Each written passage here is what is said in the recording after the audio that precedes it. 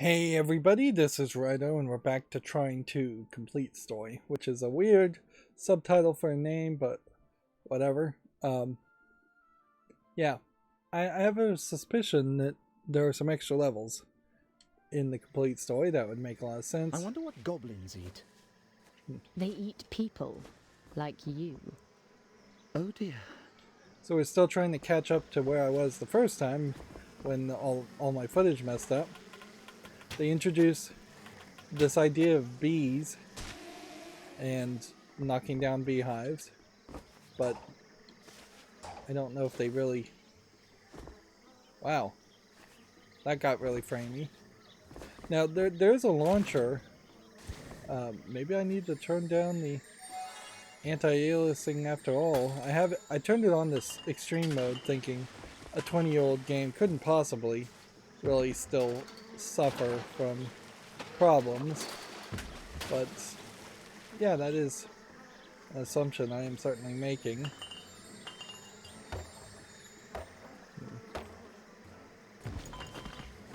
I may find that very good might be the limitation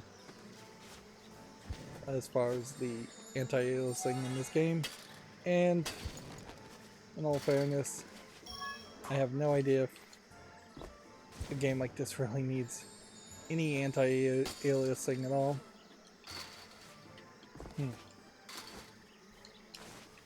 It's kind of quite shocking that, like, the Nintendo Switch, even brand new Switch games coming out at the end of its life, it had a variable refresh rate that was below 1080p. But if anything, that just further commits to me to never really bother to go above 1080p. A smooth 1080p 60 frames per second I think will do me nicely for a few decades more, or at least in one decade more. It's the visual gimmicks are like, I think, way more valuable than having higher resolution, better tricks for like ray tracing and things like that. And I'm not even a huge fan of ray tracing because I just don't think it's been implemented well or efficiently for what it's offering.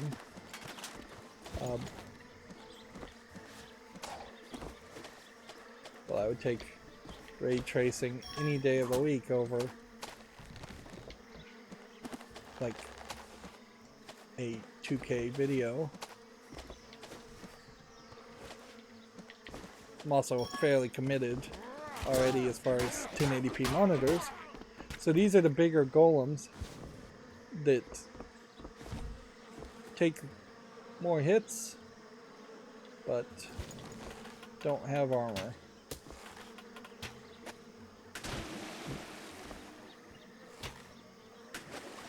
Okay.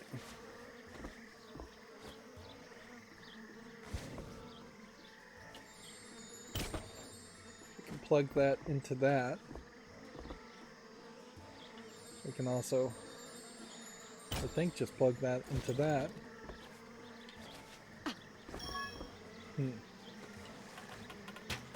So getting anywhere close to the bees will hurt you.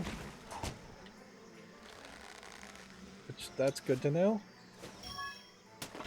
And that just triggered a trap by stepping on it that destroyed a platform.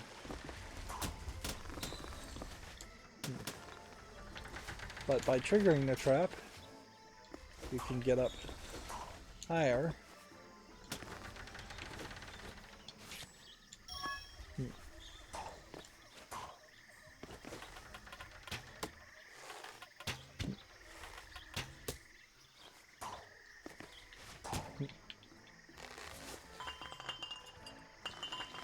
I think this Trine 1 leaned too much into the gimmick of oh, that's a wooden box, so I can also climb on that.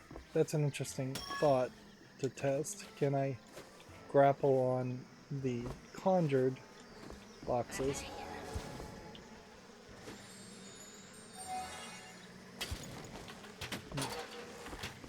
Yeah, I don't think you can grapple on those.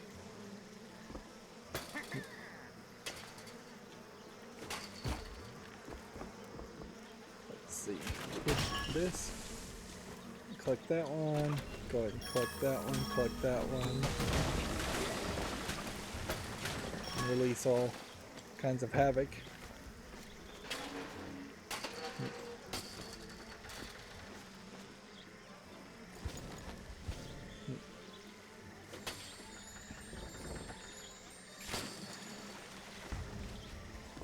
Can I grab this? Yes, I can. In case I need something more, and now I can also level up once I get one more level to make planks, which I think will make this even easier.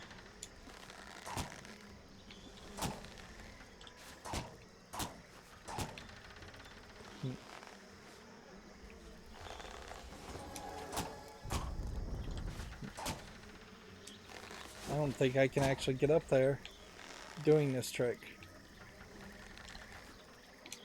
I think I have to get up here first, then get up there.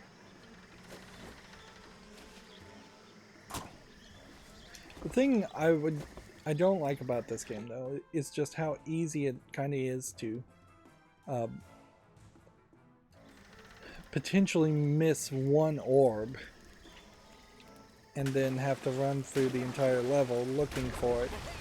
Even if that is the only orb the second time you play that would be visible, if it's hidden in an area you just overlook, there's a decent chance you'll overlook it a second time. These action sequences give you a nice break from all the platforming, which I feel like Trine 1 didn't have that, or didn't have it in enough of a abundancy.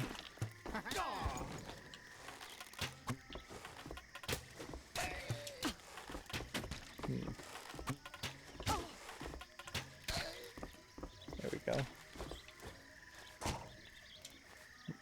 And it definitely felt like many times in Trine 1 you were just doing one platforming section, and then you were doing the next platforming section, and then you were doing the next platforming section.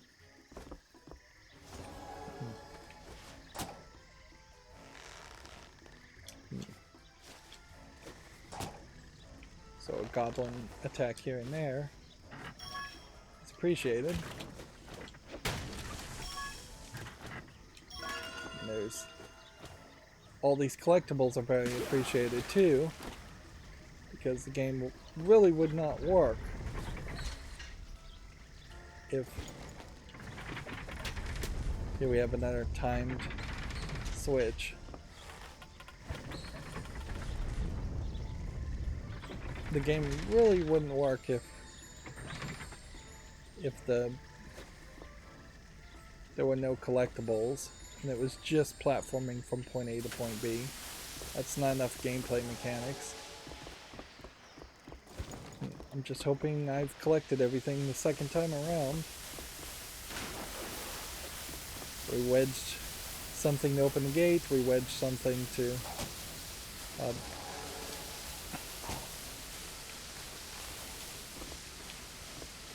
I get this to fall over if I jump on the ledge here? Can I grab the box?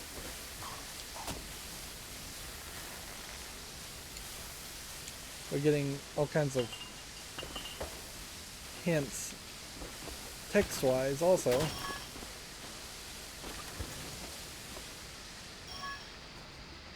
Alright.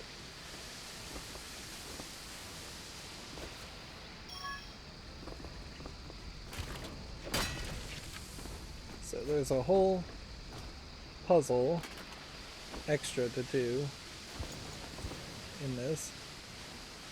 And if you grab this, throw it over there. You grab this and you rotate it to squeeze through. And then you connect it so both of them are pointing at each other.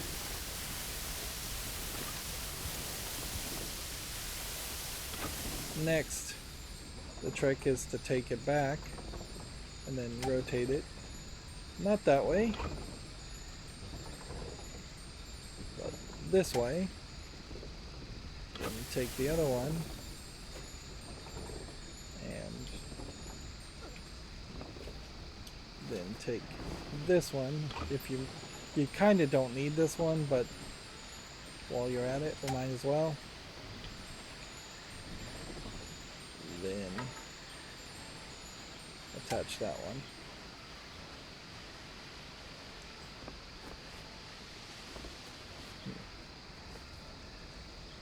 Then you swing this up, and the arrow is pointing it upward and holding it up for you to try and find a way to get to it. Which, what was the other part? I guess you can just swing to reach that spot.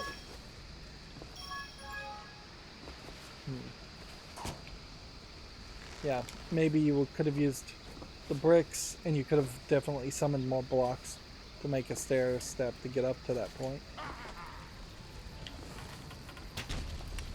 Somebody somewhere.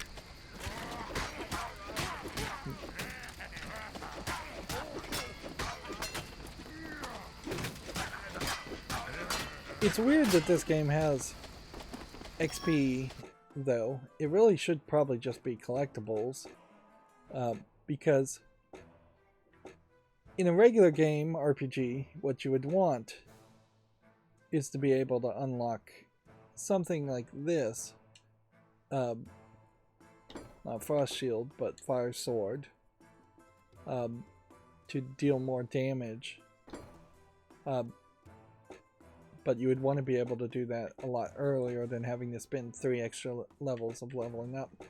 Although that really is pretty much your next step.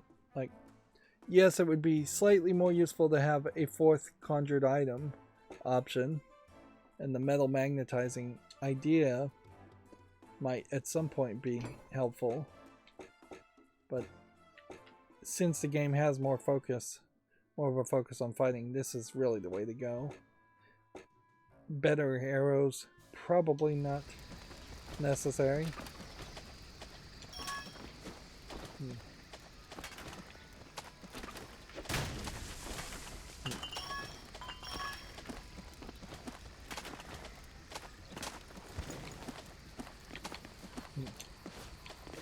Can I jump from here, or do I have to go back all the way to this spot?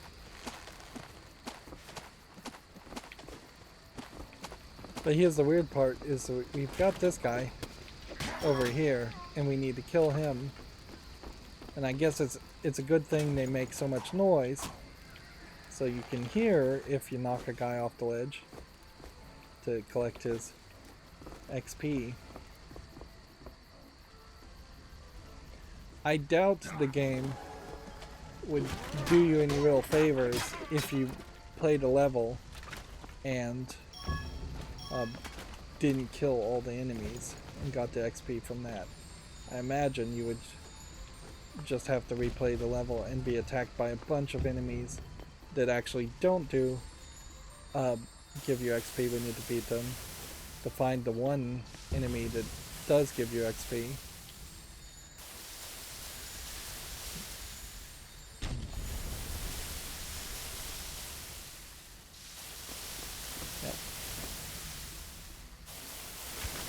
Now, previously, you'd think you could just get up here,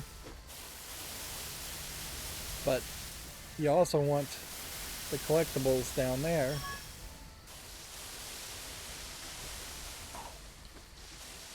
There's quite a lot over there happening.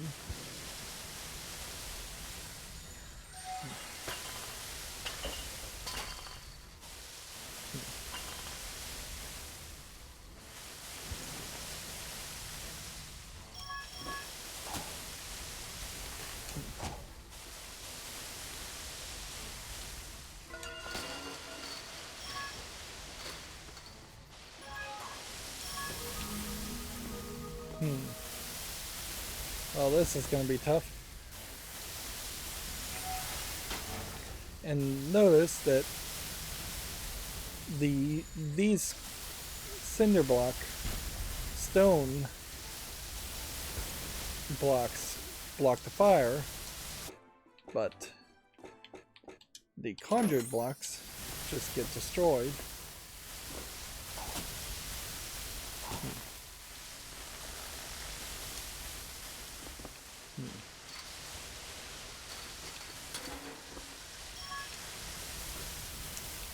Did I get everything?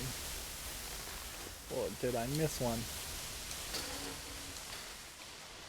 You would kind of hope that you would get some kind of arrow pointing you towards collectibles as just like a special artifact after the game. It wants me to draw a line to show plank creation. There's a plank. Since I haven't done it before.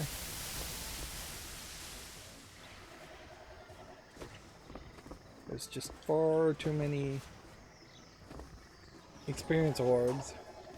What a happy little frog. In the bigger areas.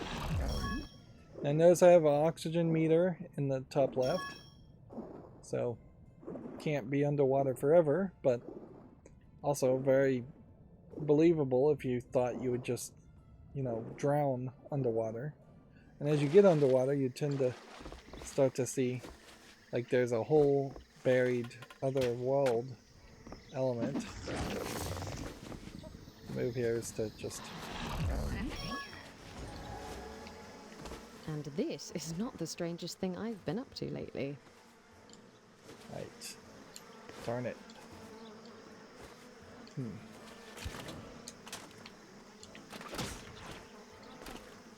Okay. We're gonna have to make something on his back. His back is all bouncy. We missed a orb there in that whole process. So we'll have to go through it the second time.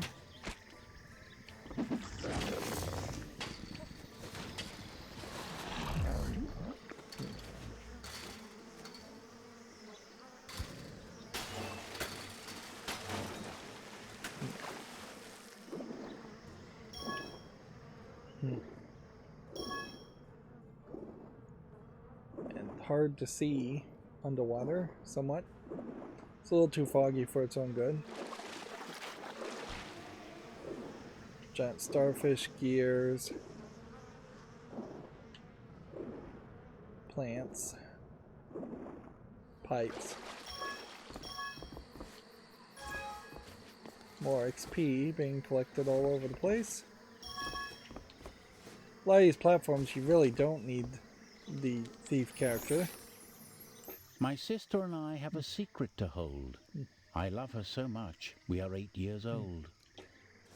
So we get another poem.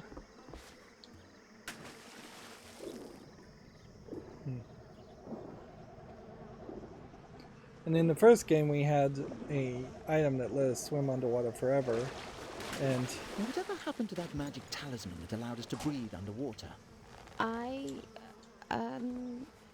think someone hooked it.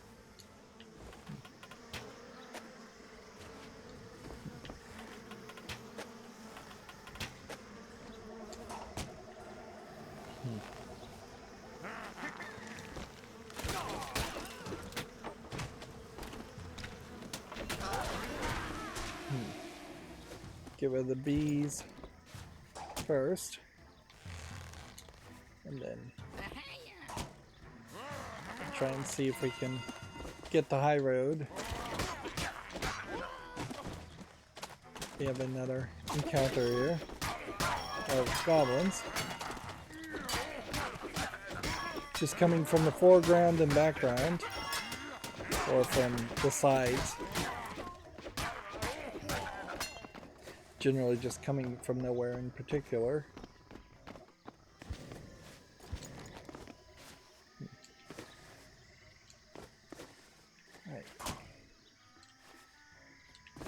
the thief sold their amulet.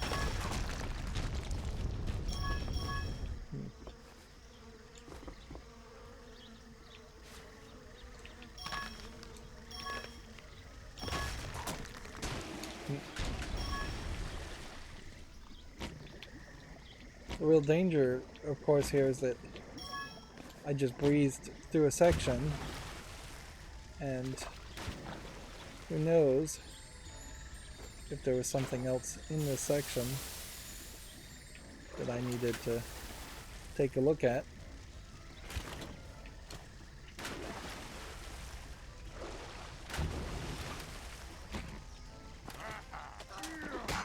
Yeah, there was a character with an enemy XP.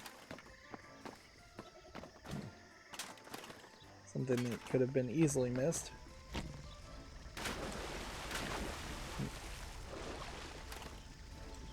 Random pipes in the middle of a jungle shooting out fire.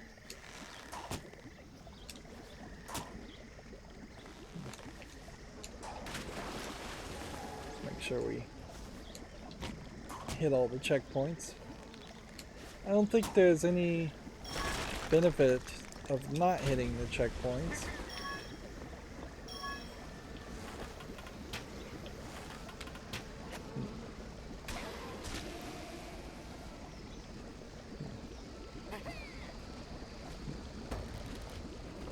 We have another pipe,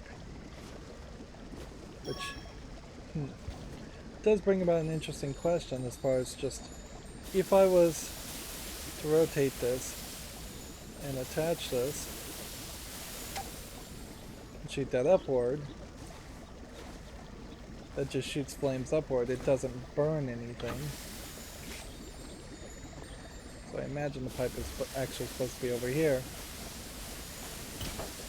And putting the box there, I don't think really does anything.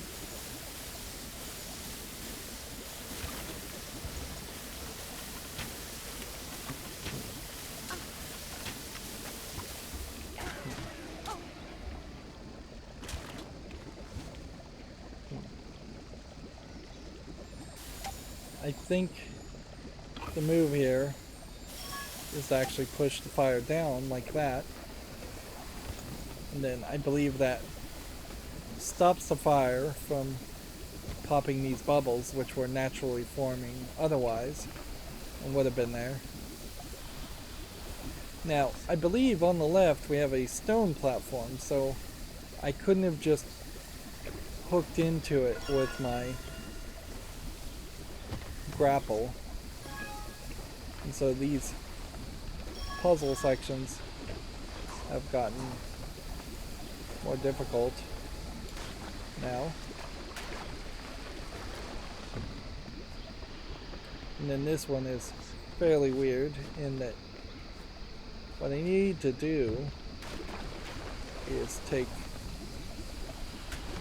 something relatively small, which would be probably like the smallest cube you can make, get it here, and then fling these two that way, because I can't cross that path.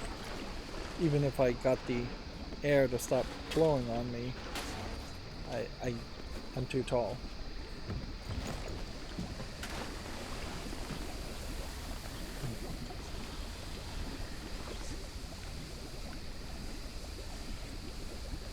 These bubbles are getting blown to the side.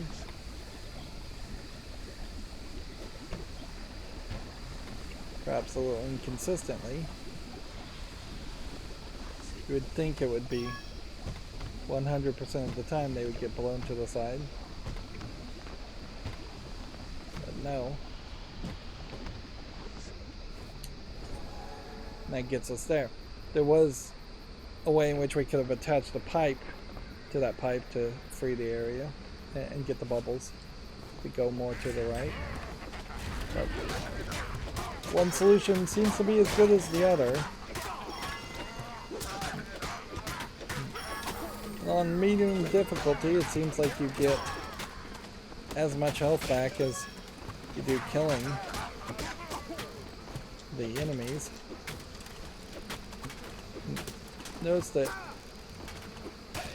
that works, but that wasn't working.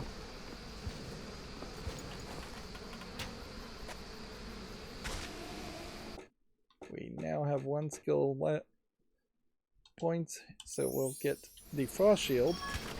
So now anything that we shield with, which is not something I would probably ever use, might be slowed down with a frost effect. Another physics concept like the water flowing.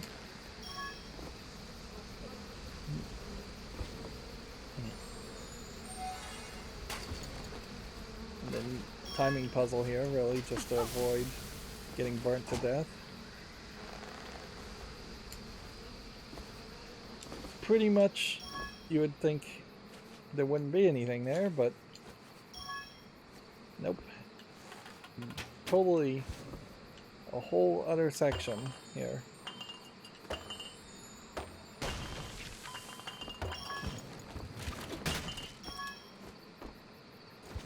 Okay. So one big box, another big box, and that's probably more than enough, but yeah, 2 is all you really need. So as long as you had leveled up to that point, you could have done it. This is something I didn't find the first time, so now we have a collectible painting, and I got an achievement for that, which I am a little concerned about, just like how little the people on Steam actually collected all of this content. Because like 30% of people not finding that, half of people not getting past the first 4 levels. Like, it does seem like there's real room for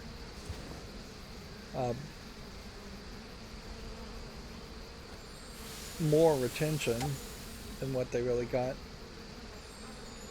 I kind of get it though, in the sense that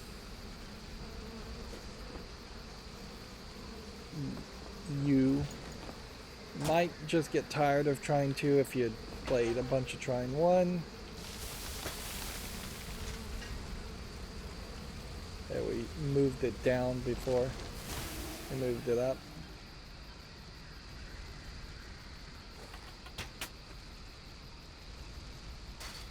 Like, yeah, I could see people getting tired of Trine 2 before too much really happened. I guess that is a slightly different Switch style than the other Switch styles. So maybe there is a visual indicator.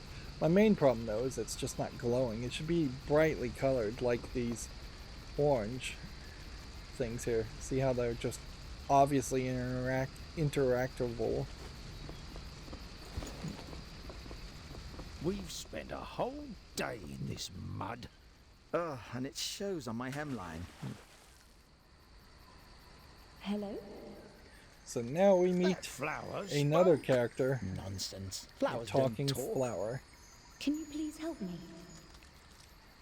Of course, Lady Flower. Find my sister on the other side of this swamp. So 2 girl Are flowers, we looking for another flower? or Don't worry, Lady Flower. a Let's go. magical The creature heroes had found that can themselves speak in through a flowers. magical forest. Pontius had been quite taken by the ladylike flower they had encountered. Amadeus thought the matter with the flower was some kind of an enchanted practical joke. Zoya didn't think this or that about the flower. We'll wait and see, she pondered. So yeah, That flower should have told us more. Easy. We find her sister. Yes. Let's interrogate all the flowers in the forest. you can play as they're talking, and I should be playing as they're talking. Another level done. Let's do one more. Something smells wrong. That gas cloud. It reeks of death. They introduce Better stay away from it. more of a challenge now,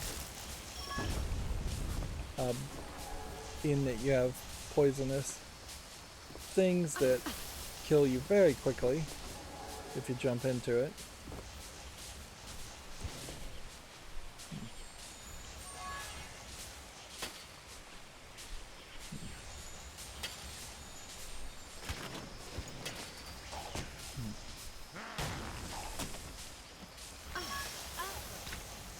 Whoops.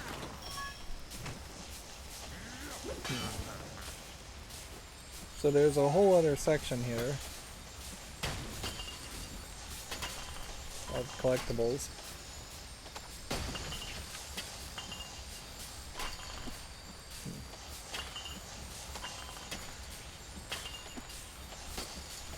Okay. And all we have to really do is just draw some squares to block most of the danger. Now if I grab health here, it's not going to bring back my dead thief character. But it is also not particularly necessary to have her around. I don't think, at least. Just look around the whole area and make sure. Now, if I could only make one square, it would be very difficult to solve that puzzle. With two, it's very doable. With three, it's downright simple. There was an enemy down here, but we seemingly lost him, which maybe means I don't get the XP I would want.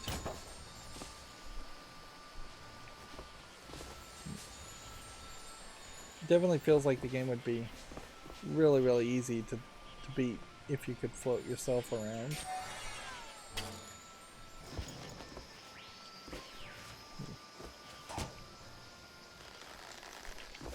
Right.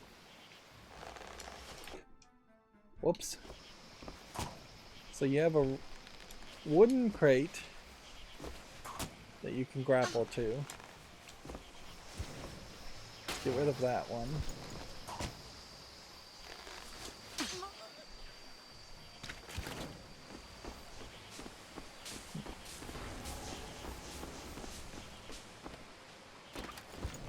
But what we should test is there even anything up here? It actually doesn't look like there is anything there. And making one of those is fine.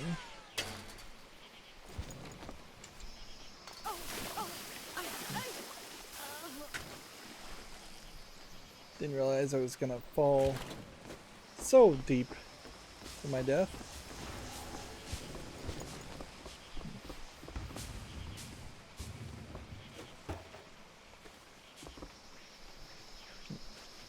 I really don't think there is any collectibles down there. Now we're fighting archers and vines again.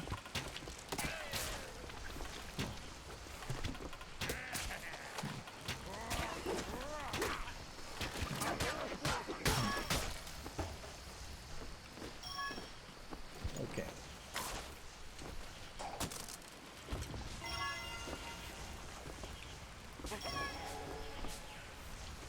There's another guy way over there. You're better off just getting kind of a slightly arched shot, not trying to arch a shot way back. My sister is gifted with magic divine. Tomorrow we both will be turning 9.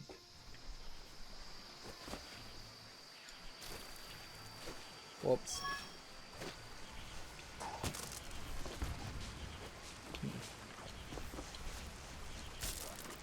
So we got another poem.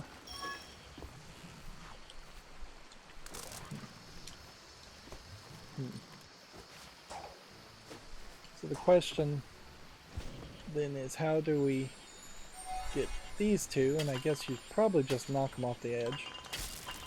Is the easiest way to collect those.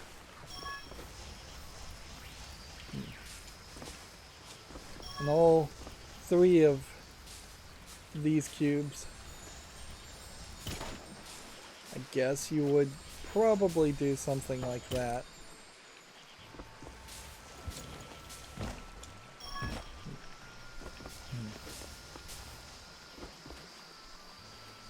And then, if you couldn't craft these, you would have to bring the cubes over.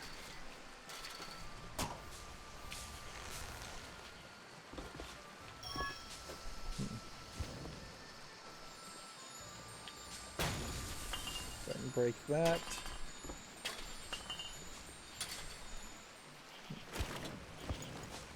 It's a little risky, but I will try and jump to get those. Didn't get them all. There we go. See, even if you don't want to level up, you still need to go to the menu. We're trying to save up to get the fire sword. I think that will give us a nice quality of life improvement of not fighting as many enemies as we would have to normally. So I want to put it on the spikes, but just a little bit. And the controls are a little wonky, so it's not super duper easy. And maybe just a case where you need to pull it and then rotate it, which is something I just realized I could do. That if I can rotate other objects, why couldn't I rotate the cubes? Which would then give me a much better option.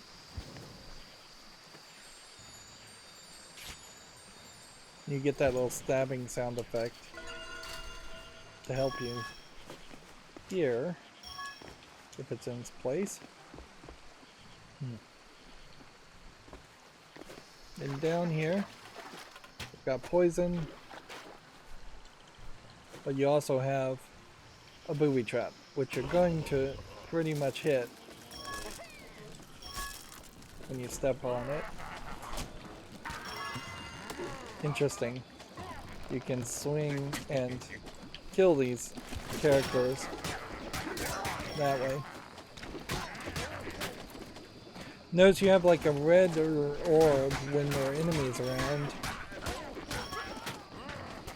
which probably means they wouldn't respawn.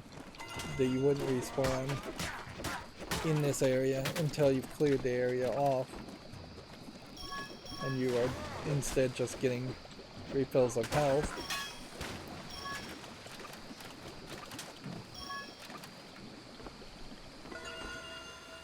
And then there's a whole other section here, which I think this is kind of an annoying puzzle, because what you want to do is drop that down and then find a way to get that to stay up while you're doing it. So you basically have to get it so it's sliding on a ledge and about to fall over, and grab this and then see if you can wedge something there. Or you just pay no mind at all to the puzzle part and you just make a bunch of platforms. Which, now that I realize I can actually rotate these platforms, it's actually way easier to do that too.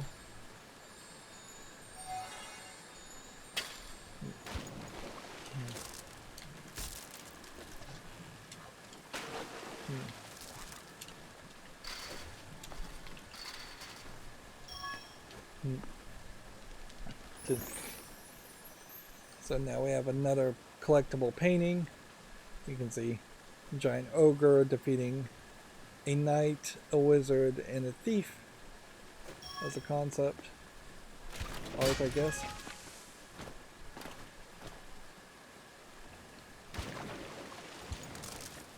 Of course, you definitely can have a real problem getting into a side mission section like this and forgetting about the progress you were working on in this part.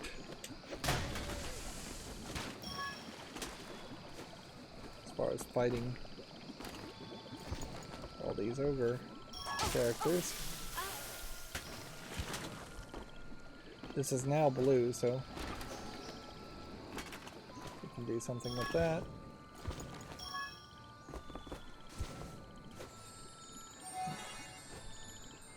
Just look all around and make sure we got everything.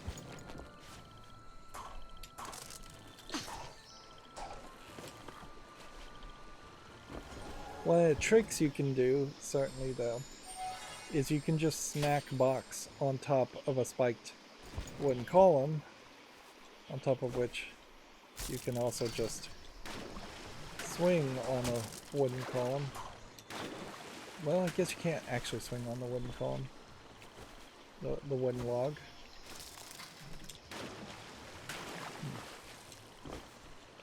That box may be a little too big, but there, that gives you a spot to look around and a spot to take a break if necessary. Here we have basically the same puzzle, with the slight difference being that this time you have spikes there, so you can just do that. Probably is a slightly better system,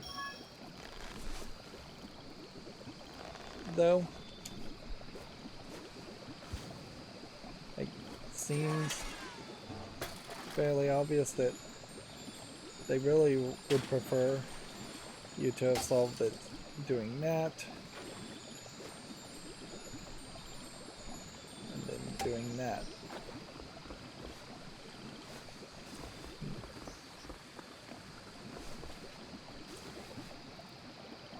Which you would look like you could blow up that way. But I don't think that's actually the solution either. I think the solution is possibly to do that.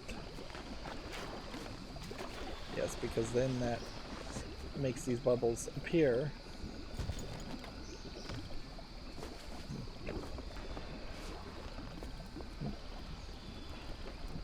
And with the box on the spikes, that protects the bubbles somewhat, and then you get a little bit of a nudge there. And it gets even crazier though, because the next step is that there is a invisible section here that is a very high jump, but it's all hidden from you as far as getting up to this. Oh, more magic water. Maybe we'll get giant strawberries. I wonder how the water does that. Is this why the snails and frogs are so big around here? And so you have to go all the way around to get to that experience orb.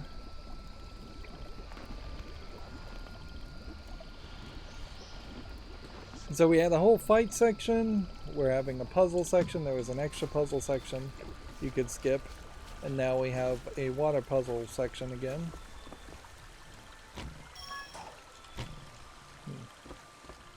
Which also you can checkpoint yourself if necessary, but would it really be necessary considering you're just doing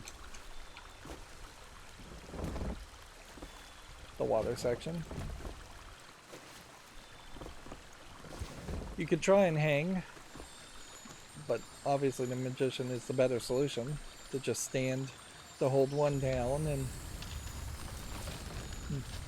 at a certain level, the magician character now has become the second class character of the three, and it really just highlights how hard it is to have three characters and have even close to an equal amount of challenges based on the three characters' abilities.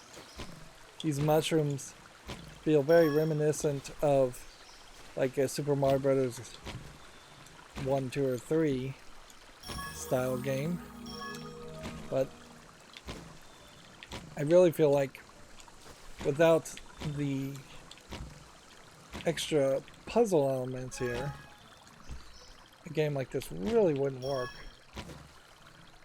And yeah, 2D platforming that is just running and jumping like you would have had on Super Mario Bros. 1 just is a little too old-fashioned. So now we have a flame sword. So then the question would certainly be, what's the next thing that you really would want? Does charge do extra damage? Charging knights can jump longer distances, so that might be very useful. I could also see the idea of a fourth conjured item. I could also see maybe even levitating goblins might be funny. Half of these things feel like they're gimmicks, though, and not anywhere as really necessary or useful. It's probably best to just get this. Like I could see going for that.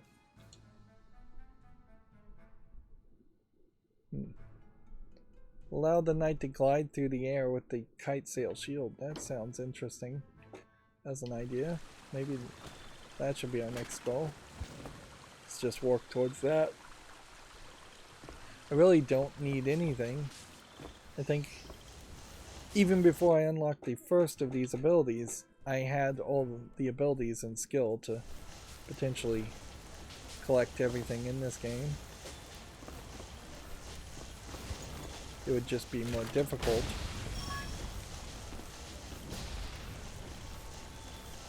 Alright.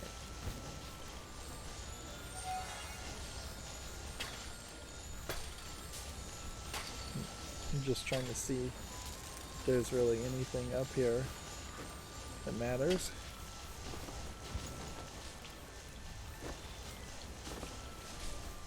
Jump, hit it, jump, hit it, jump, hit it. That's all that was necessary.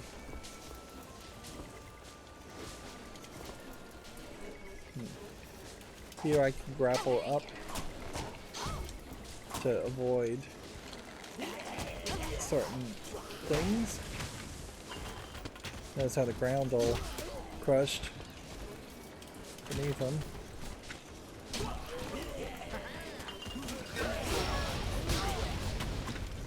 So let's see how much better taking on characters with a flame sword is. It doesn't seem like it's that much better. If anything, it seems like you're really just doing the same amount of damage.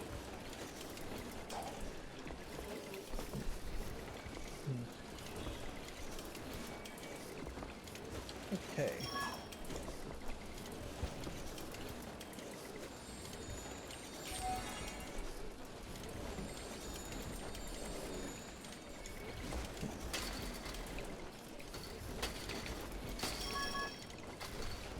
I hope I've gotten all the collectibles from around here. I really don't want to have to wildly jump off the edge like that.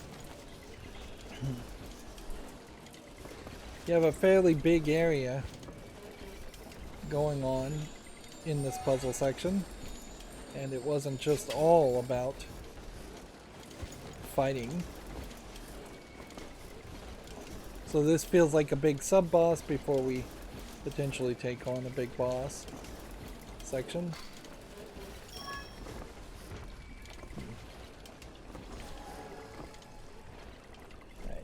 Jump here, jump there. See what's over here. Well, that's weird. There is something there, but I can't see it. And that doesn't really seem fair. That you would potentially have collectibles in an area I can't even see.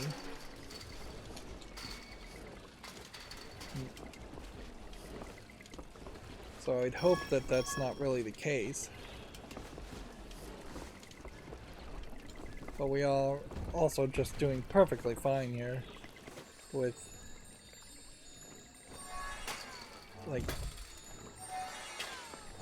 all these collectibles.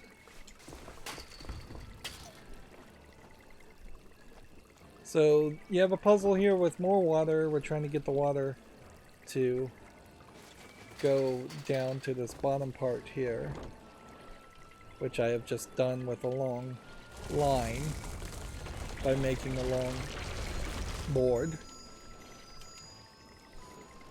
Otherwise I would put a block over here to hold this part up and then try to use a block to just divert the water. Not using the leaf per se, just using the block itself as a diverter.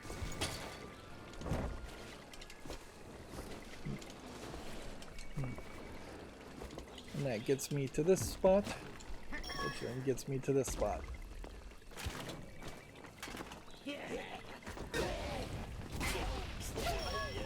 Armored characters taking 3 hits. Maybe they were taking 4 hits before. I'm not sure.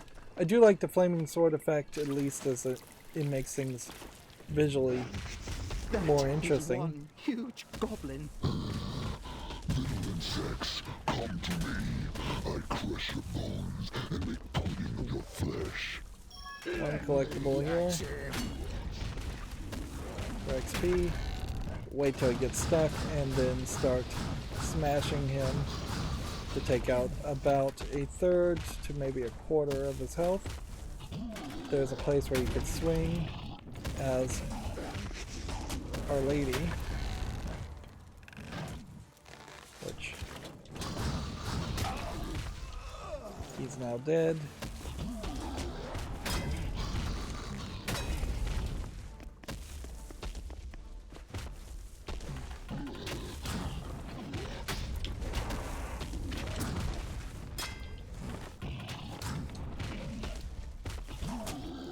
So we need to swing back up to that orb so we can refill our sword guy, take out another big chunk of health.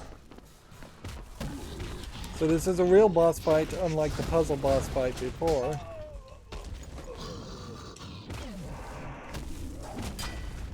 And fairly easy, I would say, to die here and take 3 hits.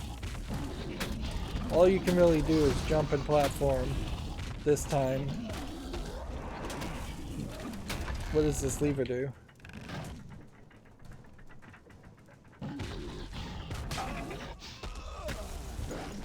Seemingly nothing.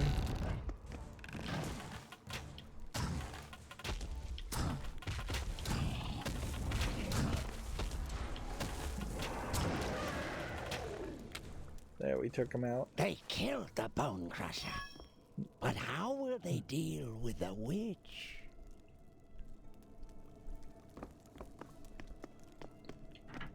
So that was opening considerably slower. I kind of feel like there might be an achievement, however, for avoiding conflict with the Bone Crusher. Because if you have frost arrows, then it will slow down enemies. So I could see frost arrowing this guy, then opening the door and then just walking out. Gas. I hope we can get through safely. What's this contraption? And here we have 20-year-old technology as far as making a mechanic. Something that we've seen done with newer technology in Zelda Tears of the Kingdom. So yeah, you can't be too impressed by this as far as physics, but it's an interesting like experiment.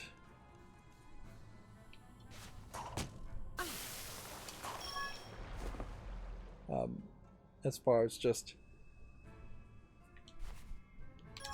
can you, did I get everything over there? I am not sure. But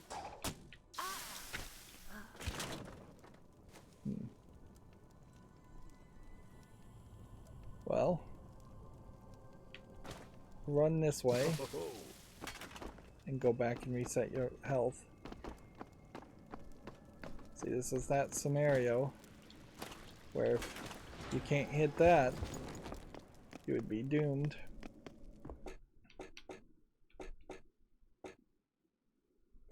I do think the idea of him flying around is an interesting thought, so I'm going to just start putting points towards that. So there's a swing section here and a swing section here to get to that. And you could have used his ability to move the mechanic. But this guy would have just had to have run. No real solution there.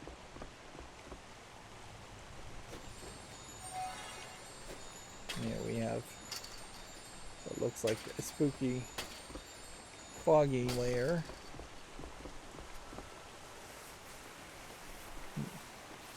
To start the cutscene Darkness enveloped for the the end of the level. marshlands as the night fell. It's kind of weird you have a puzzle after the Suddenly, boss fight a familiar light appeared, instead of just illuminating the going path. to this cutscene.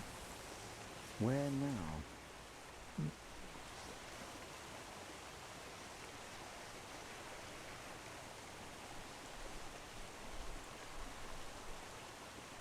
A great big tree house. More like a tree castle.